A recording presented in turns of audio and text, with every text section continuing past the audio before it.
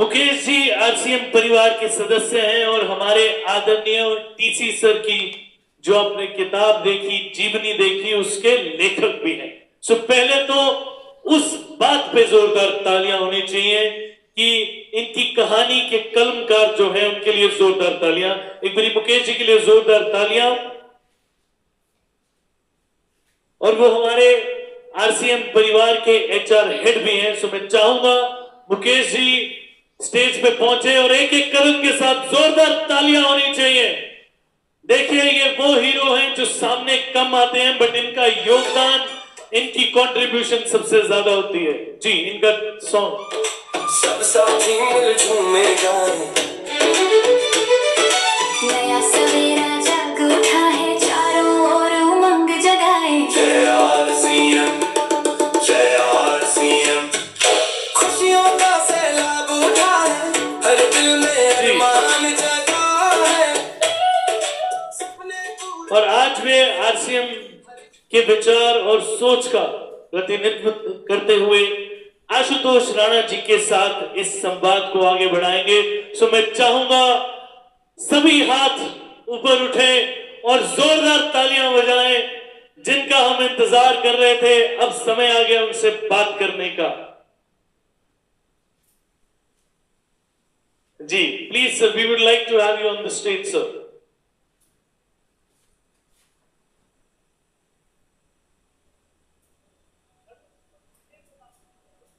जी ट्रैक। जटाओं से है जिनके जल प्रवाह, मात गंग का गले में जिनके सज रहा है हार, विश्व जंग का डमट डमट डमट डमरू कह रहा शिव शिवम तरल अनल गगन पवन धरा धरा शिव शिवम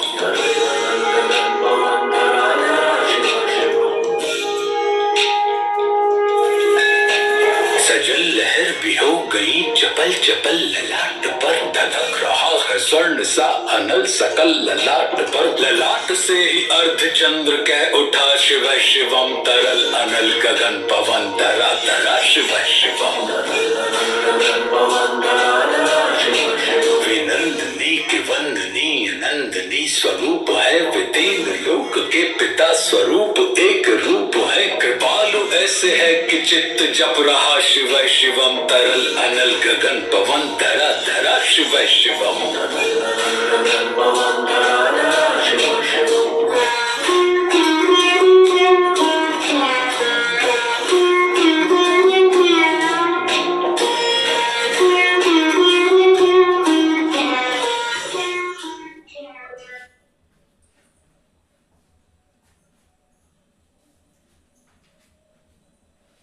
थैंक यू गुरुजी जी। तो पहले साथियों जय आरसीएम, जय आरसीएम।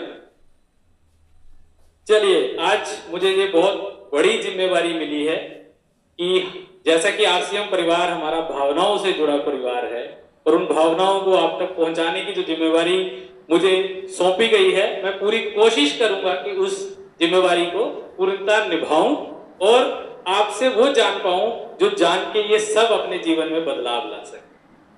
सो सर कैसा लगा आपको हमारे परिवार से मिलकर?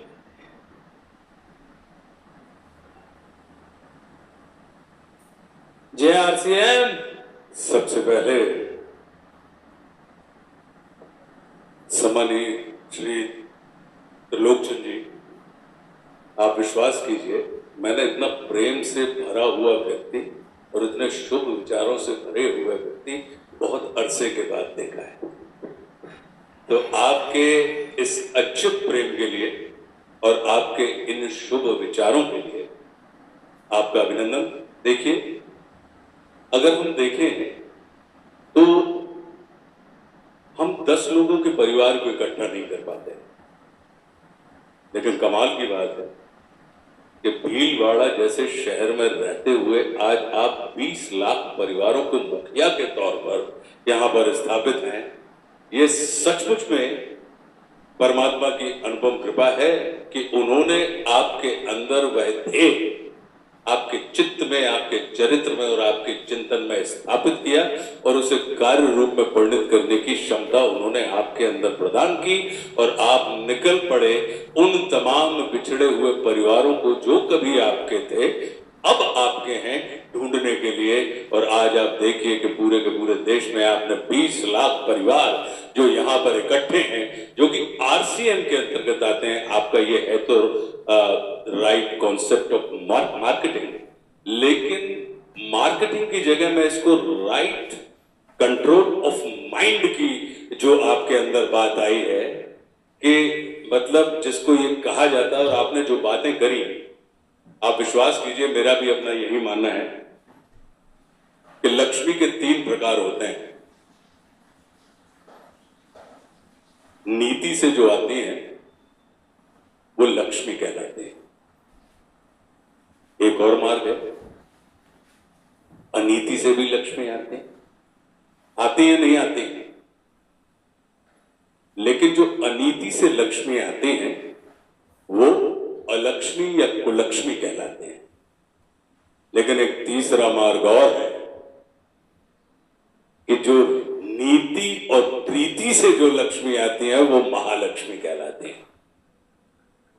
तो आप इस तीसरे मार्ग पर चलने वाले यात्री हैं जो लक्ष्मी या अलक्ष्मी के उपासक नहीं हैं, आप महालक्ष्मी के उपासक हैं।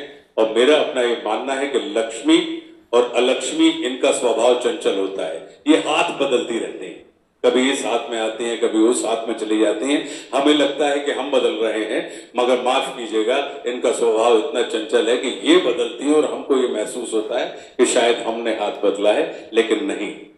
लेकिन जो महालक्ष्मी होती हैं उनका स्वभाव अचला होता है, वो जिस जगह एक स्थान पर बैठ जाती हैं फिर वो वहां से हिलती नहीं है। इसका कारण क्या है? क्योंकि महालक्ष्मी जी की शर्त होती है कि जो मेरी बहन सरस्वती से प्रेम करेगा, उसका आदर करेगा, मैं सिर्फ उसी के घर पर अपना स्थायी डेरा डालूंगी। तो महालक्ष्मी के लिए सरस्वती, अब सरस्वती क्या करती हैं? सरस्वती वही करती हैं जो अभी त्रिलोकचंद जी बोल रहे थे कि प्रीति की जो बात है कि वो दूर खड़े हुए व्यक्तियों को पास लाने का काम करती है। शिक्षा करती क्या है? शिक्षा जो करती है वो ये करती है कि दूर खड़े हुए व्यक्ति को पास लेकर जो आ जाए, अगर ये अवस्था है तो उसे शिक्षा करिए, मानिए। और यदि पास खड़ा हुआ व्यक्ति आपसे दूर चला जाए तो आप माफ कीजिएगा, हो सकता है कि आपके पास डिग्रियां हों लेकिन आप शिक्षित नहीं, साक्षर व्यक्ति की श्रेणी में आएंगे। तो लिटरेसी, लिटरेट होना और एडुकेटेड होना दो अलग अलग चीजें हैं। और मुझे ये जान के बड़ा सुख मिला, आनंद मिला कि आपका पूरा का पूरा कॉन्सेप्ट जो है वो शिक्षा के ऊपर है कि आप दूर खड़े हुए व्यक्ति को पास लेके आना चाहते हैं, ना कि वो धन। धन कहते हैं ना सर इसको, लक्ष्मी को क्या कहते हैं? गणित थोड़ी तो आती होगी, तो धन का निशान, धन का मतलब क्या होता है? जब अपन गणित में लगाते हैं बोले कि सब धन है मतलब प्लस, तो जो जोड़ने का काम करे वही संपत्ति धन कहलाती है, जो तोड़ने का काम करे वो संपत्ति धन की श्रेणी में नहीं आती है। इसलिए उसका जो साइन भी है जोड़ने का, वो अगर आप देखेंगे तो दोनों एक दूसरे को कहीं ना कहीं एक दूसरे को बीच में से, मध्य में से लोगों को लगता है काट रहे होते हैं, लेकिन मेरा अपना ये मानना होता है वो सेपरेट नहीं कर रहे होते हैं, वो एक दूसरे के साथ अपना अस्तित्व शेयर कर रहे होते हैं, तब कहीं जाके वो धन की स्थितियां बनती हैं। तो मैं बहुत आनंदित हूं। दूसरी चीज, एक और चीज कहता हूं सर, आपका भाषण जब चल रहा था तो बहुत सारे विचार प्रतिविचार मेरे अंदर खड़े हो रहे थे। स्वार्थ इतना बुरा शब्द नहीं, वो बुरे आदमियों के हाथ में पड़ गया इसलिए वो बुरा हो गया। स्वार्थ को अगर हम संधि विच्छेद करके देखें तो स्व का अर्थ, तो अब स्व मतलब वह जो परम अस्तित्व, जो अस्तित्व ने आपको जो स्व दिया है, अगर उसका हम अर्थ समझने लगे तो वही व्यक्ति परमार्थी हो सकता है जो व्यक्ति सच्चे अर्थों में स्वार्थी हो, जिसको अपने अर्थ की जानकारी हो, तभी तो वो पर के अर्थ की जानकारी रख पाएगा। पता लगा कि हमें अपने अर्थ की जानकारी नहीं है तो हम आपके अर्थ के के पोषण के लिए, आपके अर्थ के रक्षण के लिए हम कहां से सनद हो पाएंगे। तो मैं इस बात को, क्योंकि आपका जो कॉन्सेप्ट है वो अद्भुत है और मैं सचमुच में भावाभिभूत हूं इस बात को देखकर। और मैंने सौरभ से कहा भी कि देखिए आपने इतना काम किया, लेकिन आज का जो दौर है, पहले क्या होता था कि पहले लोग करने वालों को पसंद करते थे जी। लेकिन इस चक्कर में क्या हुआ कि करने वालों ने कहना बंद कर दिया। अब एक दौर आया कि आज लोग कहने वालों को पसंद करते हैं, तो अब उसका काउंटर यदि आपको करना है तो जो करने वाले हैं उनको कहने की भी आदत डालनी पड़ेगी। आप कहने की आदत डालिए। तो जो आपने फिल्म बनाई, आपने लोगों के रूपांतरण किए हैं, आपने लोगों का जीवन बदल दिया है, या लोग अपनी मर्जी से वहां पे आकर अपने आप को रूपांतरित, यानी नीति क्या है? पीछे खड़े हुए व्यक्ति को आगे लाना नीति है, और आगे खड़े हुए व्यक्ति को पीछे ढकेल देना ये अनीति। तो आप कर रहे हैं नीतिपूर्ण कार्य। तो मेरा अपना ये मानना है कि इस चीज को वापस रीशूट करवाइएगा, अच्छे से रीशूट करवाइएगा। उसकी साउंड क्वालिटी, उन लोगों की कहानियां, उन कहानियों को देखने की मेरी रुचि है कि जिन लोगों के जीवन में पता लगा कि वो नीचे से ऊपर की जो यात्रा कर रहे हैं, क्योंकि कहानियां हमेशा उसी की लिखी जाती हैं जो नीचे से ऊपर जाता है, लेकिन लिखी तब जाती हैं। आप नीचे से ऊपर कैसे पहुंचे, मैं तो उस बात का नहीं है। ये जगत हमारे और आपके व्यक्तित्व का वैल्यूएशन तब करता है जब आप ऊपर से नीचे उतर रहे होते हैं। तो ऊपर से नीचे जब आप किस गरिमापूर्ण तरीके से उतर रहे होते हैं, उस समय लोग आपके और हमारे व्यक्तित्व की तुलना करते हैं कि आप देखिए, क्योंकि ऊपर पहुंचने के बाद सिर्फ दो मार्ग होते हैं कि या तो आप उतरेंगे या आप गिरेंगे। तो उन्हीं लोगों की दास्तान लिखी जाती है जो ऊपर पहुंच गए। पता लगा कि माउंट एवरेस्ट पे मैं पहुंच गया और मैं कहूं कि साहब बड़ी मुश्किल से आया हूं, अब तो मुझे यहां पे पट्टा दो, मैं यहां पे मकान बना के रहूंगा। नहीं, चोटियां जो होती हैं वो झंडे गाड़ने के लिए होती हैं। आप अपना चिन्ह, अपना झंडा वहां पर गाड़िए और उसके पश्चात बहुत गरिमापूर्ण तरीके से आप उस पूरी ऊंचाई से निकल के नीचे धरती पर अपने लोगों के बीच में आइए। तो मेरा अपना ये मानना है कि इसको वापस सौरभ, इसको रीशूट करवाना, अच्छे से करवाना। मुझे, मेरे जैसे व्यक्तियों को उन लोगों की कहानी देखने में रुचि है कि कैसे कोई व्यक्ति शेष होते हुए अपने अंदर सुप्त अवस्था का जो विशेष तत्व है उसको किसी के संपर्क मात्र से जागृत करता है और फिर वो शेष से विशेष हो जाता है। और जब विशेष हो जाता है तो वो अपने संपर्क में आने वाले समस्त शेष लोगों को वापस विशेष बनाने का काम करता है। एक और बात आपके भाषण में साहब बहुत अच्छी लगी हमें। आपने कहा कि परमात्मा से हम प्रेम करें। बिल्कुल, कितनी अच्छी बात कही, और ये मुझे लगता है अनुभवजन्य सत्य बात होगी।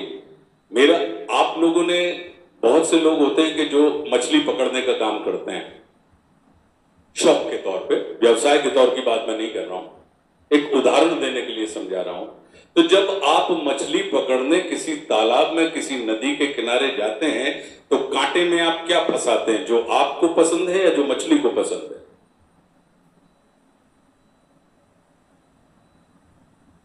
जो मछली को पसंद है आप कांटे में वो फंसाते हैं। तो फिर वापस जो आपको पसंद है, मछली आपको पसंद है, तो मछली आपको प्राप्त हो जाती है।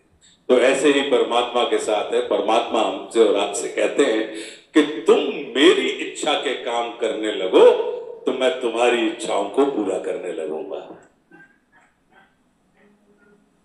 तो अब उसकी इच्छा क्या है? उनका ये कहना कि तुम मेरे अनुसार चलने लगो, तुम देखोगे कि मैं धीरे से तुम्हारे अनुसार चलने लगा हूं। हमारे यहां आपका एक कॉन्सेप्ट और मुझे अच्छा लगा, जो कि कहीं ना कहीं हमारे भारतवर्ष की पूजा पद्धति के अंतर्गत आता है। हम और आप सब पूजन करते हैं। हमने परमात्मा की पूजा अभी की और हमको अभी परिणाम चाहिए होता है, लेकिन परमात्मा का ये वादा है उस परम सत्ता का कि तुमने अभी किया है ना तो मैं तुम्हें कभी दूंगा। तो ये जो अभी और कभी का चक्कर है, मुझे लगता है कि आपकी जो 25 वर्षों की यात्रा रही है, ये निश्चित रूप से आपने तभी किया था और आपको अभी मिल रहा है, तो ये अद्भुत आनंद और उत्साहित करने वाला विषय है। तो बहुत बहुत अभिनंदन। आपने एक्चुअली जो लीला पुरुषोत्तम भगवान श्री कृष्ण ने हमको और आपको जो वसुदेव कुटुंब का मंत्र दिया कि अयम निजम परोवेति गणना लघुचेतसाम उदार चरिता नाम तू वसुदेव कुटुंबकम, तो मतलब उन्होंने सिर्फ हमको और आपको, मनुष्य क्यों श्रेष्ठ है?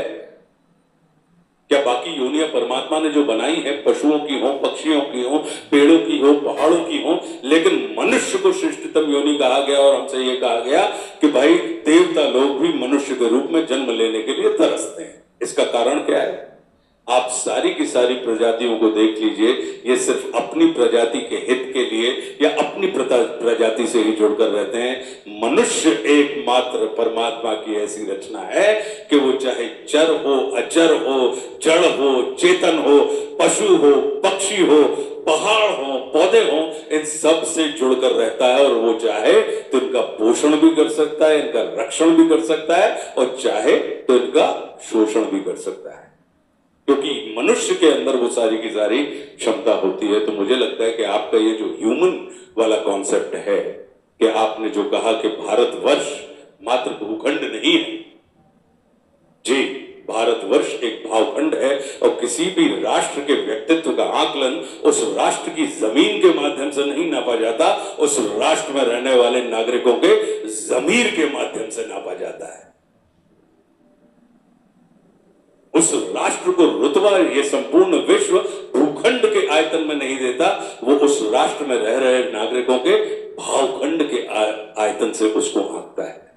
तो ये भारत के पास, क्योंकि भारत की भाषा कभी भी इनकार की भाषा नहीं रही, भारत हमेशा से स्वीकार के भाव से भरा रहा। इस वजह से उसने अपने जीवन में जो कुछ भी आया उसको पूरी अस्मिता के साथ स्वीकारा।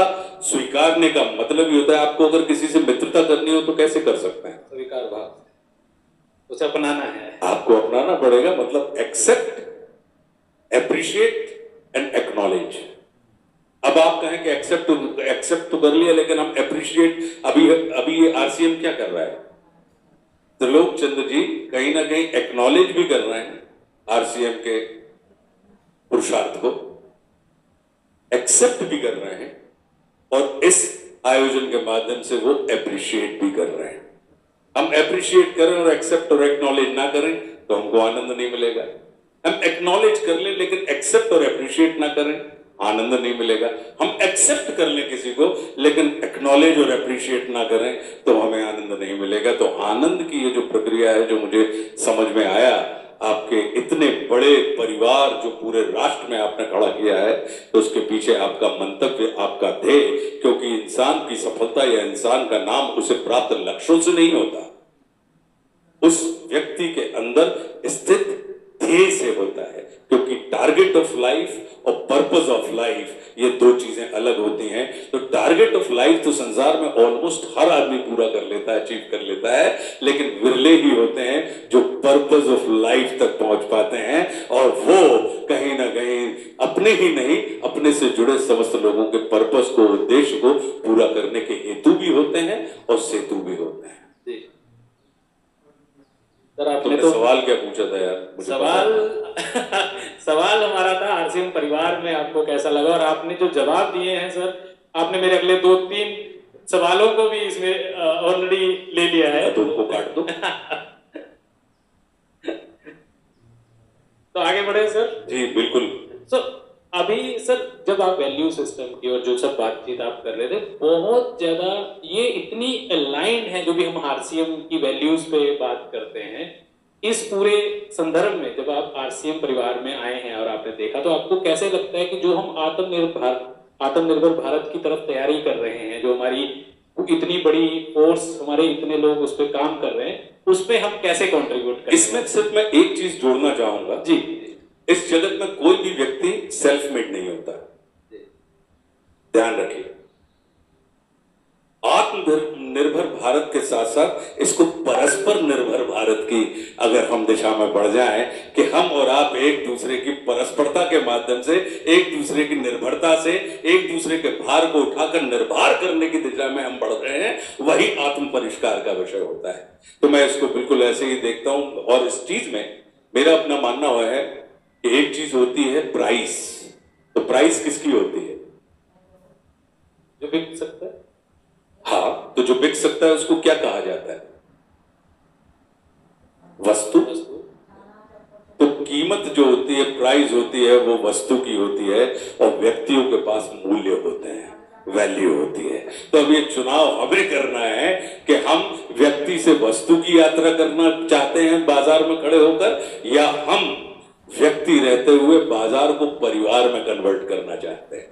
क्योंकि हमारे यहाँ भारतवर्ष में व्यापार को क्या कहा जाता था पहले? हम तो, मैं गाडरवारा का रहने वाला हूं, मध्य प्रदेश में एक बहुत छोटा सा गांव है। तो हमारे यहाँ पता लगा कि महीने में दुकानों के ऊपर पता लगा राशन आ रहा है, तो 1 तारीख से 5 तारीख के बीच में राशन वाले का हिसाब हो जाता था।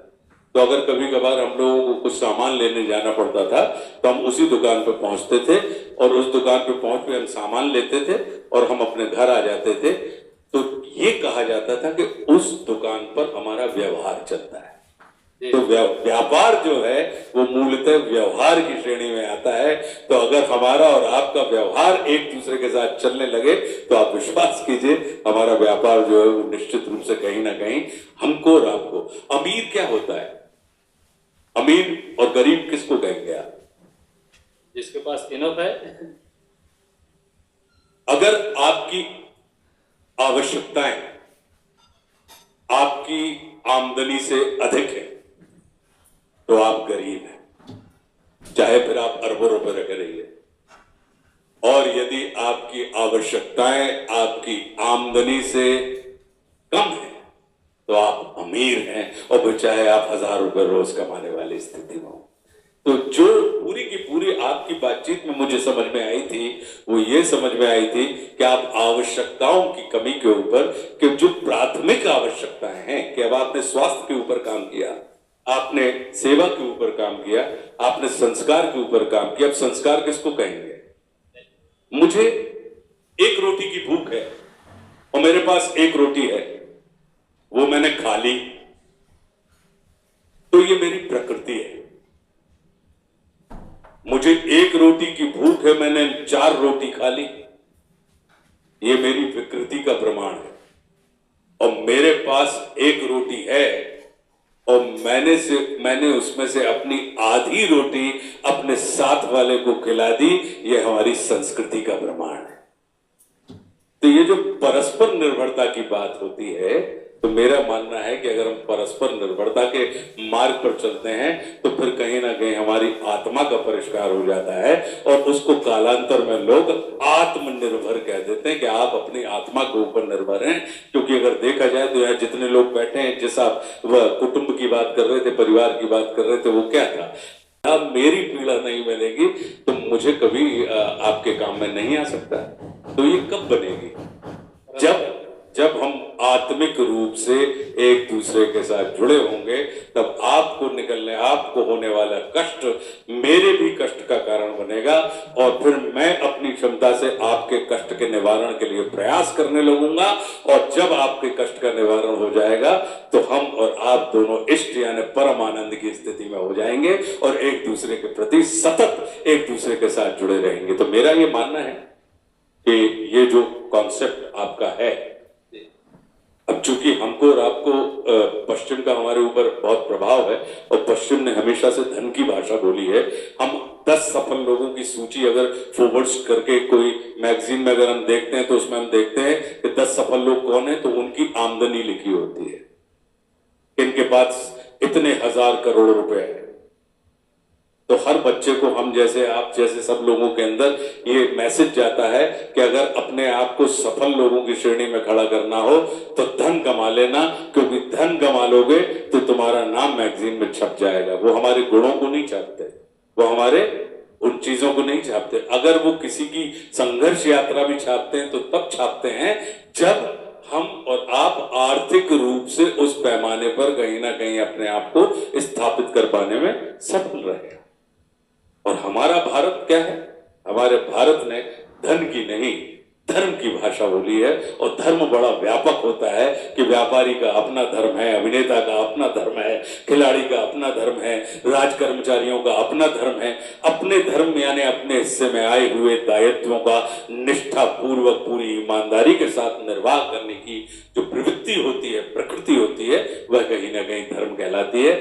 उसमें कर्म कांड एक दूसरी चीज होती है कि अगर मुझे पता लगा कि भगवान शिव पसंद है तो मैं भोले बाबा के यहाँ बेलपत्री लेके चला गया, आपको कन्हैया जी पसंद है तो आप उनके यहाँ नारियल लेके चले गए, तो कहीं परमात्मा श्री राम किसी को पसंद है तो उनके दरबार में प्रसाद लेके चला गया। तो ये कर्म कांड की प्रक्रिया के हिस्से होते हैं, लेकिन ये सारे के सारे कर्म कांड कहीं ना कहीं हमें दायित्व बोझ से भरने के लिए होते हैं कि अपने हिस्से में आने वाले संपूर्ण जगत को तुम अपने जैसा बना लो। तो ये बहुत अच्छी बात त्रिलोकी जी ने कही थी कि भाई नफरत के मार्ग पर, तो वो प्रेम के मार्ग पर चलने की बात कर रहे हैं। प्रेम, कितने शब्द हैं प्रेम में? पा, रा और मां, 3 शब्द हैं। तो पा, रा, मां मिला के क्या होता है? परम। तो जो आपको परम तक पहुंचाने की क्षमता रखता हो, ऐसे भाव को हम और आप प्रेम कहते हैं। सर, आप इतने जब आप बोल रहे थे तो मेरे दिमाग में एक चीज बहुत ज्यादा चली, और वो ये थी कि यहाँ आए हुए हमारी पूरा परिवार ये लगभग लीडर्स हैं, और ये और बेहतर लीडर बनना चाहते हैं, क्योंकि लीडरशिप बहुत बड़ा दायित्व होता है। तो इन सबको आप क्या संदेश देंगे कि लीडर बनने? देखिए, लीडरशिप बहुत कमाल की चीज है। लीडरशिप जो है, it is not a matter of position, it's a matter of state. हम और आप दुकानों में जाते हैं, रेस्टोरेंट में, तो आपने देखा होगा कि दरवाजे पर पुल और पुश लिखा होता है, लिखा होता है जब दरवाजा घुसता है। आपने देखा होगा कि कभी कभी जहां पुल लिखा होता है वहां हम पुश कर देते हैं, और जहां पुश लिखा होता है वहां पे हम पुल करने लगते हैं। तो लीडरशिप को सबसे बड़ा सूत्र लीडरशिप का यह होता है कि लीडर अपने पीछे चलने वालों की पोजीशन नहीं बदलता, वो अपने पीछे चलने वालों की प्रकृति से स्वयं की पोजीशन को बदलता रहता है। वो जानता है कि कब मुझे पीछे से पुश करना चाहिए और कब मुझे ऊपर खड़े होकर इनको पुल करना चाहिए, क्योंकि लीडर जो होता है वो लैडर के जैसा होता है। लैडर यानी सीढ़ी। सीढ़ी क्या काम करती है? वो नीचे खड़े हुए लोगों को ऊपर ले जाने का काम करती है, और ऊपर खड़े होने हुए लोगों को उतरने में सहयोग करती है, गिराने में नहीं। अन्यथा ऊपर पहुंचने के बाद उतरेंगे कैसे? आप गिरेंगे।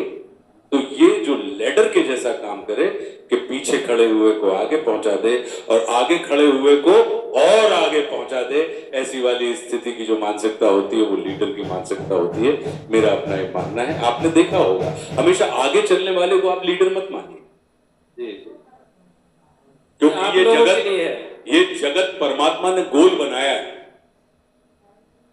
हमसे कहा जाता है ना कि ब्रह्मांड गोल है, तो गोले में घूम के जरा देखिए, गोला में इसलिए बनाया है कि जो आगे चल रहा है वो किसी के पीछे चल रहा है, और जो किसी के पीछे चल रहा है वो किसी के आगे चल रहा है। तो गोले में घुमा रहा है परमात्मा, वो इसलिए बता रहा है कि अगर तुम आगे चल रहे हो तो आगे चलने के अहंकार से मत भरो, अपने आगे देख लो तो तुमको समझ में आ जाएगा कि तुम किसी के पीछे घूम रहे हो। और अगर तुम पीछे चल रहे हो तो पीछे चलने की ग्लानि से ग्रस्त हो। तुम जरा अपने पीछे पलट के देख लो तो तुम पाओगे कि तुम किसी के आगे चल रहे हो। तो ये लीडरशिप का कॉन्सेप्ट होता है कि हम और आप सर्कल में घूम रहे हैं, कोई किसी के आगे नहीं है और कोई किसी के पीछे नहीं है। जो आगे है वो किसी के पीछे है, और जो पीछे है वो किसी से आगे है। बस हमें ध्यान इस बात का देना है कि हम अपने आगे और पीछे, क्योंकि आगे चलने वाला वही कुशल व्यक्ति होता है जिसके अंदर पीछे चलने की क्षमता। अगर आप पीछे चलने का हुनर रखते हैं तो विश्वास कीजिए, जब भी कभी आप आगे चलेंगे तो आगे चलने की आपके अंदर एक कमाल की दक्षता होगी और कमाल का हुनर होगा। धन्यवाद सर। अभी एक अनुरोध आपसे है, और ये अनुरोध मैं श्योरली कह सकता हूँ सिर्फ मेरा नहीं है, यहाँ बैठे हर व्यक्ति का अनुरोध है, आरसीएम परिवार का जी अनुरोध है बताइए। कि सर आप अभिनेता तो कमाल के हैं, बहुत ही कमाल के हैं, लेकिन हम जब आपकी बुक्स पढ़ते हैं, जब आपकी कविताएं पढ़ते हैं, और जब हम आपकी वो कविताएं कहीं सुनते हैं, तो वो एक अलग ही भावना में चले जाते हैं। तो आज हमारे टीसी सर का जन्मदिन भी है।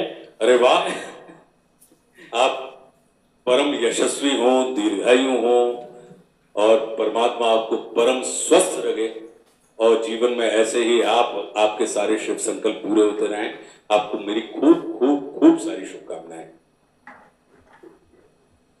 सर, और सर भी थोड़े मतलब सर बहुत अच्छा इंटरेस्ट भी रखते हैं, और लिखते भी अच्छा है, लिखते पढ़ते भी अच्छा है, बिल्कुल। बोलते भी अच्छा है, मैंने देखा उनको। एक सर आज अगर आपकी तरफ से आपकी कुछ कविता हो जाए, कुछ हम आपसे सुन पाए तो। नहीं, बिल्कुल मैं सुनाऊंगा। और चूंकि चर्चा की शुरुआत चूंकि हमने टीसी जी के, त्रिलोकी जी के, फिर इस कविता के बाद फिर नीचे जाना है ना जी, इसलिए मैं खड़ा हो गया। जैसा आप इजाजत दें टीसी जी ने बड़ी अच्छी चर्चा की शुरुआत की थी, और एक श्रद्धेय श्री रामधारी सिंह जी दिनकर ने विपत्तियों के ऊपर बहुत कमाल लिखा है, और हम ये मान के चलते हैं कि जैसे आपने कहा अपने भाषण में कि चुनौतियां आपको मिटाने का काम नहीं करती, चुनौतियां आपको बढ़ाने का काम करती है।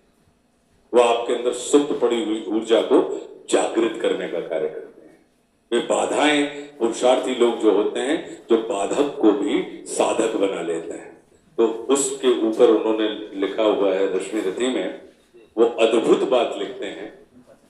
और उनका ये मानना है कि अगर आपने परमात्मा के हाथ में, अगर आपने अपने आप को छोड़ दिया है मन कर्म वचन से, तो जो जगदीश्वर है, जो जगत को देने वाला दाता है, वो आपके लिए दूत बनने को भी तैयार हो जाता है, और वो संसार के सामने अपने जगदीश्वर जो है वो हाथ फैला देता है।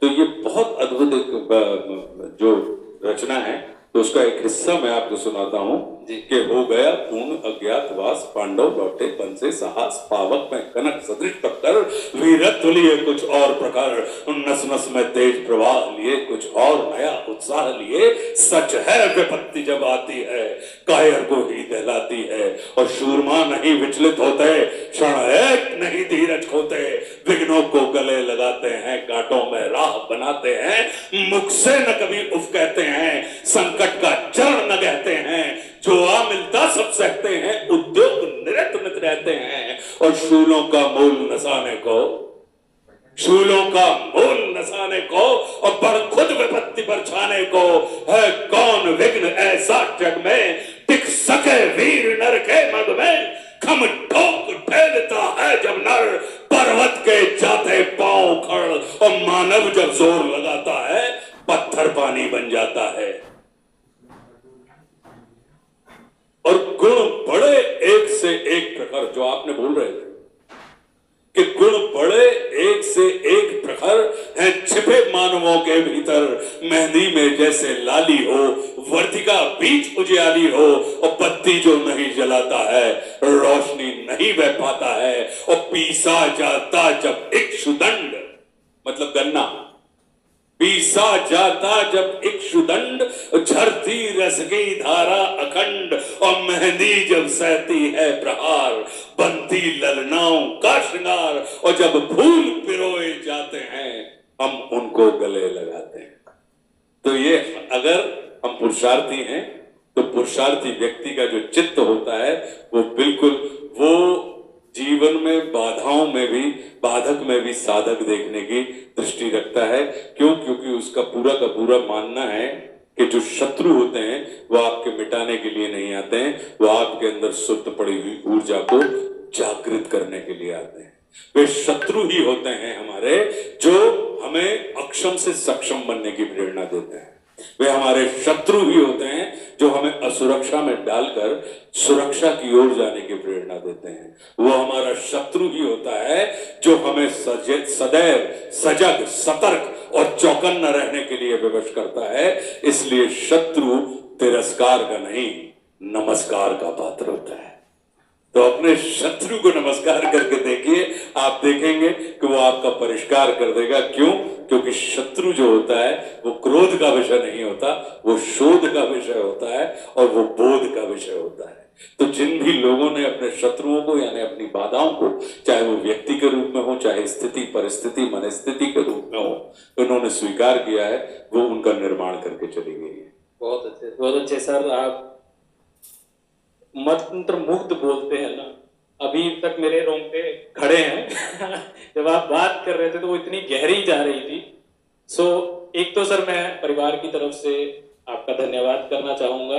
अब आपने जैसे एक बात करी कि एप्रिसिएशन बहुत जरूरी है, तो अब कुछ लोगों का एप्रिसिएशन अभी हमारी तरफ से फैसिलिटेशन है जिसमें